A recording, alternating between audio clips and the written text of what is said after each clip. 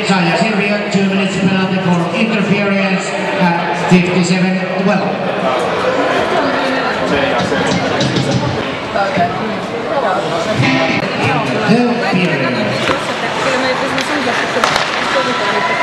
Kun me ollaan ongelmissa niin keskiviikosta lähtien. Niin.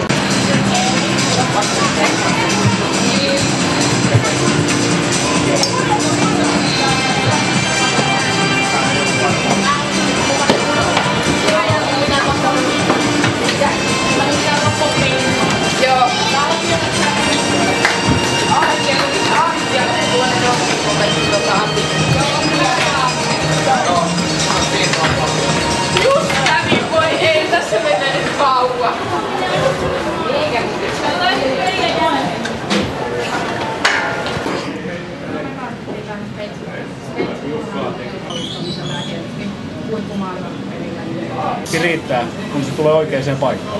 Mikä joukkue Ihan loistava. Meillä on hyvä henkinen vire ja fyysisesti ollaan valmiita kyllä haastamaan. Nyt meillä on välipäivä tässä, katsotaan tarkasti mitä tehdään. Meillä on 2 suunnitelmaa, joko ihan puhdasta lepoa tai sitten kevyt harjoitus.